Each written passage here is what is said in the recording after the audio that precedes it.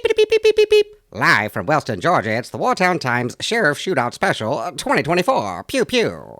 Hey everybody, it's your humble author, narrator, and fictional character, Daniel Louis Crumpton. For all of my Smart Talk viral followers and Gen X TikTokers, you know the rules of the game. Go ahead and wait your 40 seconds and then do what you have to do and spread it along. For the rest of you, if you don't know what I'm talking about, you're not supposed to. Anywho, it is May the 23rd, 2024, and this is going to be my post-primary report to you guys. If you guys have been following the Sheriff Shootout Special 2024 over here at the Wartown Times on our multiple platforms, you know that we've done a thing. And the reason we've done a thing is because in Houston County, Georgia, where the fictional city of Wartown resides, we have a historic sheriff's race that is occurring right now. We have had the longest sitting sheriff in American history in this county for 55 years. Had one sheriff, and now we're going to be replacing the longest sitting sheriff in American history. And so I think that's a historic race. And so we here at the Wartown Times, myself very much so included, we wanted to make sure that we were going to put the right guy in that office, seeing as how it's a very interesting time in American history. And if you're not aware of that, and you are getting your version of reality from local news, no shade on local news, but it's impossible for you to really be fully informed with 30-second sound bites of your local news outlets. If you're getting your news from Facebook and you believe that we are just going along to get along in this country, then you're out of touch, and that's not the reality of the situation. We're in very, very, very interesting times in this country and in this world. Things cannot and will not carry on the way that they have. You can pretend all you want to. You can give yourself awards and ceremonies and polish silverware on the Titanic as it's sinking. But I am so sorry. Anyone who has 2 brain cells and access to the internet to get information that otherwise is not going to be given to them, they know that our country's changing for the better. I hope eventually through the turmoil, but who's to say, man? I think that the founding fathers had a point when they said that the only way you could keep a republic is if the people were fully informed and, passionate about their civil liberties. So we wanted to provide a public service to all the voters here in Houston County to make this historic choice. And so we drafted a 30-question questionnaire, all based in the Constitution and specifically addressing issues that are extremely significant to this area of the country and Georgia. And, if you want to follow along with the Shootout Special, I'm sure that links are in the description boxes wherever you're seeing this across whatever platform. We have a lot of internet doohickeys spread out like peanut butter over there. But before I do get into the post-primary results, I want to tell you guys a little story. I've been a political activist for a very, very long time.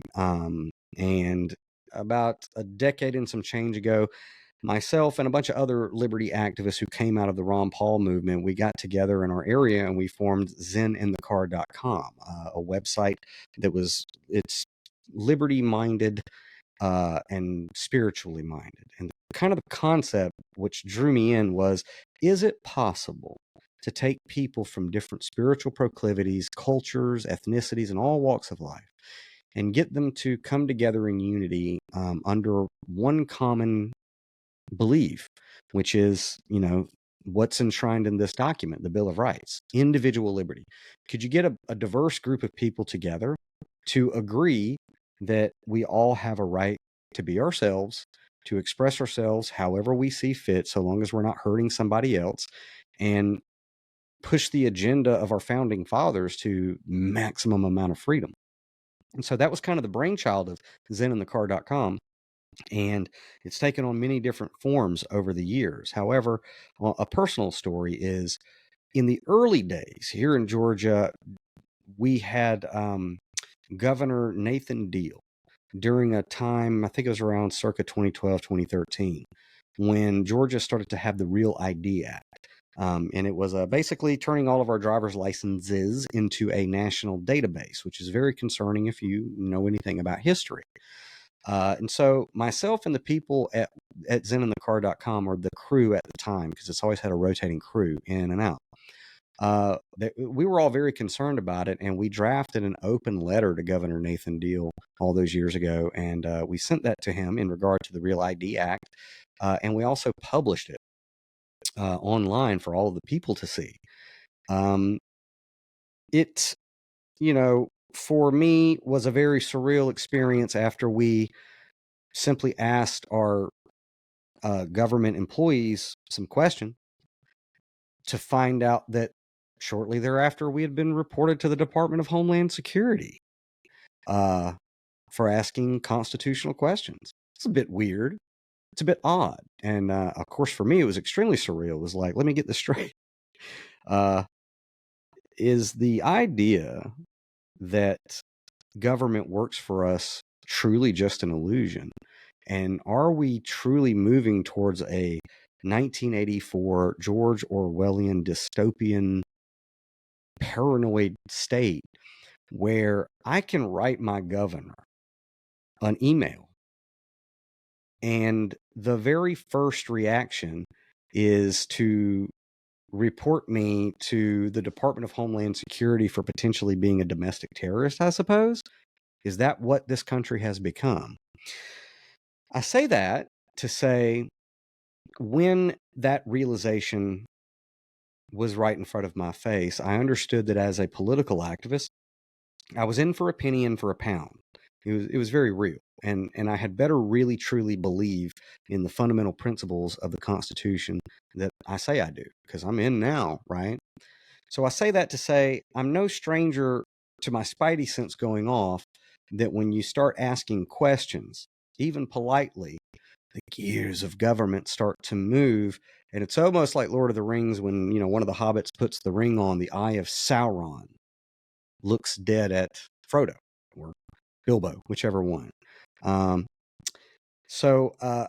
Anywho, moving on to the post-primary results.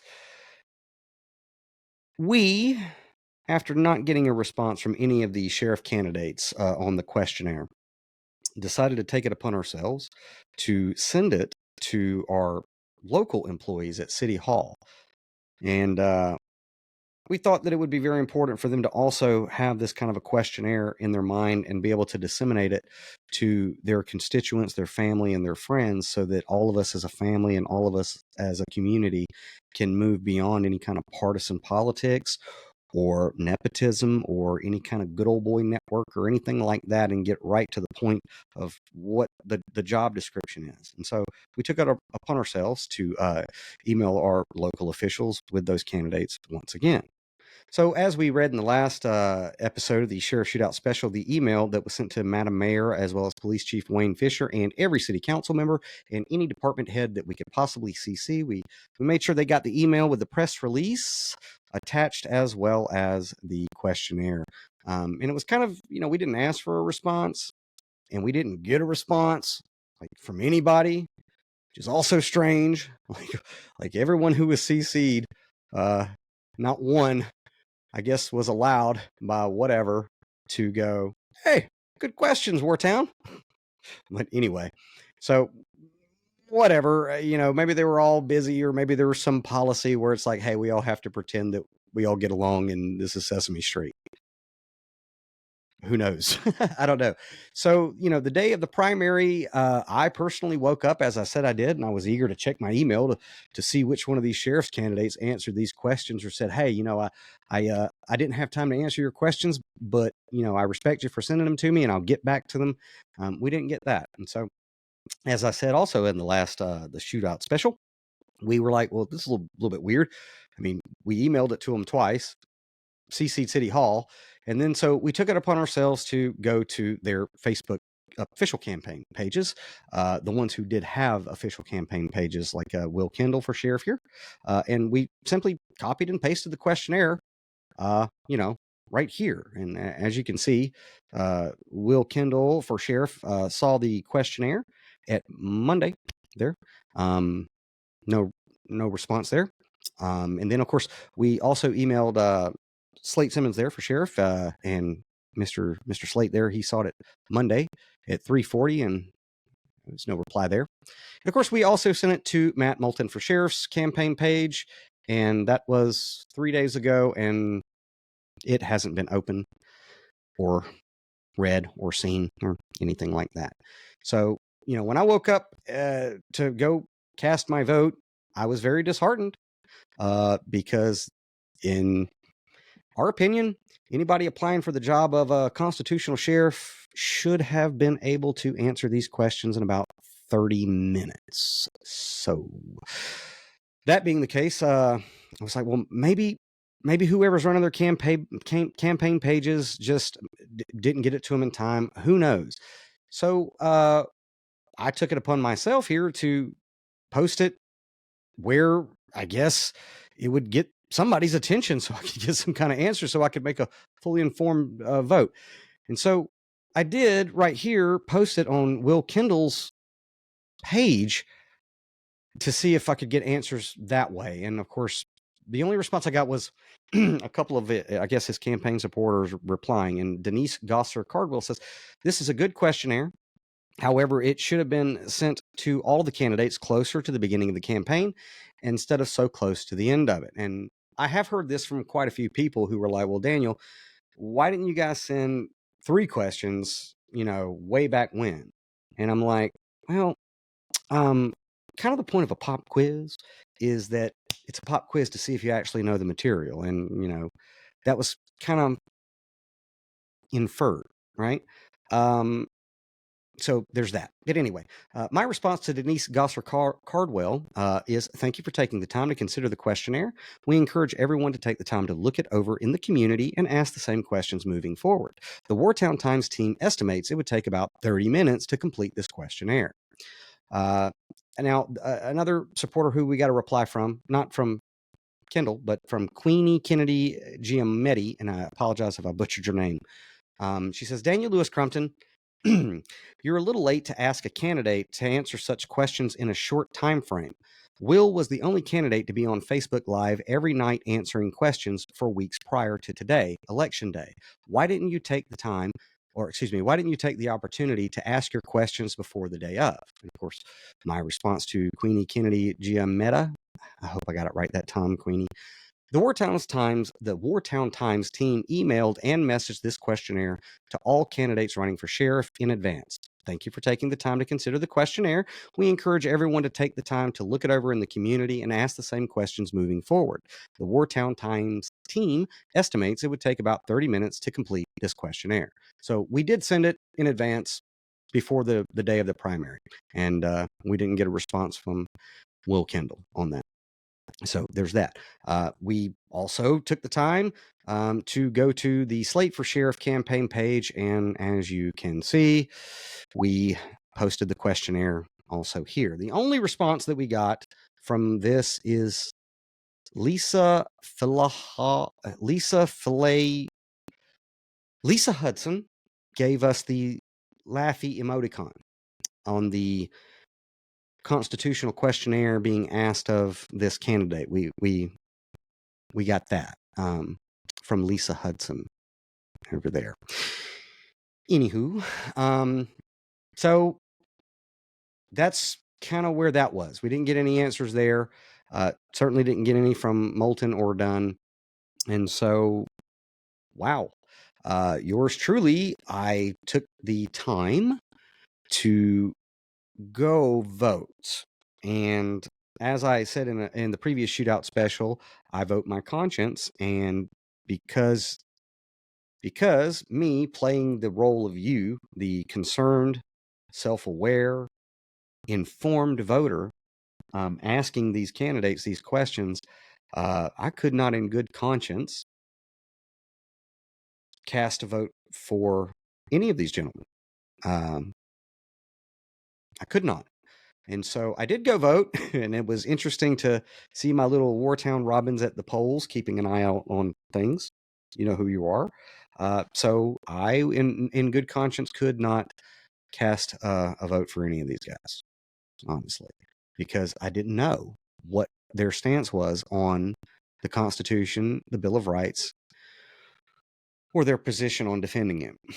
So that being the case, I wrote in my conscience, and those write-ins will be revealed at a later date, because I'm sure if there is a human poll worker that ever reads my write-ins, they probably need medication. Anywho, so as all of you know, because this is past the primaries, over here at 13 WMAZ, they reported the primary election results for May the 21st, 2024.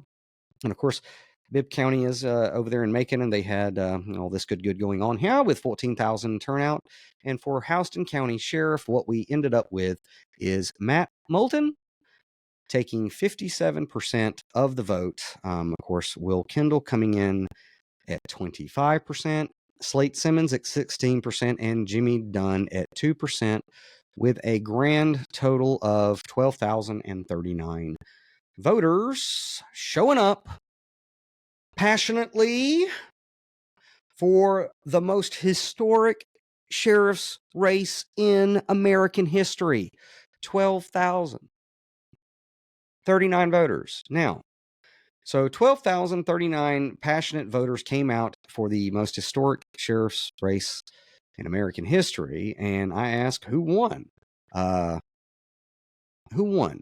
Well, if we come over here to sos.ga.gov to find out how many active voters are in Houston County, it's a grand total of 105,059. So out of 105,059 registered voters in the county where the most historic sheriff's race in American history is taking place, a whopping 12,039 voters showed up. And you can, of course, when you go to that site, you can see that the largest chunk of voters is going to be 65 plus or boomers.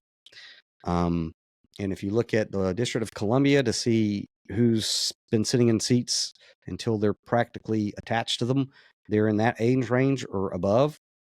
So 65 plus voters are controlling a whole lot of stuff with their infinite amount of wisdom. Yeah. Anywho, that being the case, I want to say this is pathetic. 12,000 voters out of 105,000 voters is pathetic. Now, what does it say? It says that everyone else in that age, the age groups of registered voters, what they're saying is they did vote. They're saying we don't care because we feel like you don't listen.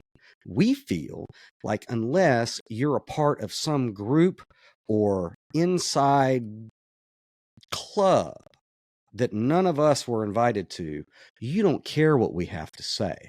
You don't want to answer our real questions.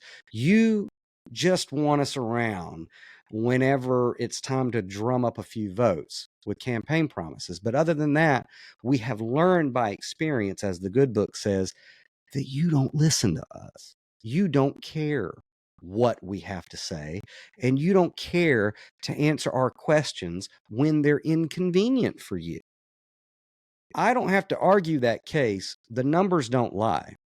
105,059 people took the time to register to vote, but they didn't feel compelled to come and vote in the most historic primary in American history, in my opinion.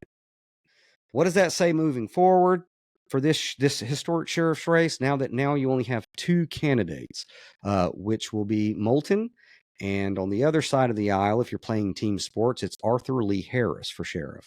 So how is this going to move forward? Well, we're going to stick around and report because, okay, we didn't give you guys enough time to answer the questions. Now we got 6 months for these constitutional questions to be asked repeatedly by everyone who wants to ask them, and for us to get honest answers about them because they're important. They should not be dismissed. They should be answered honestly and articulately without any kind of spin or anything like that. So we got 6 months to see if the reason this questionnaire was not addressed by anyone in local government or the press or anything like that is because they're anyway, it's going to be interesting moving forward for the next 6 months, I'm sure. And again, for all of you in the community who want to make a difference moving forward in this country, you need to understand that the office of the sheriff is a very important office, and you have got to ensure that whoever you put in the office of sheriff, that they know and respect this and will defend this even against people who have backed them forever. If it comes between them and the Bill of Rights, you got to make sure that you put a dude in that office who's going to die for it to defend us. If you don't, you're looking at a situation in your local area that is not pretty, okay? And again, if you believe that I'm exaggerating, stop getting your local news confused with reality, and stop getting Facebook confused with a true perception of what's going on. And I'm going to tell you how I know that I'm telling you the truth. 105,059 voters. You had a 12,000 turnout. Wake up, Wartown. Anyway, I'm your humble author, narrator, and fictional character. Check us out over here at Zen in the Car. You can see the constitutional questionnaire there.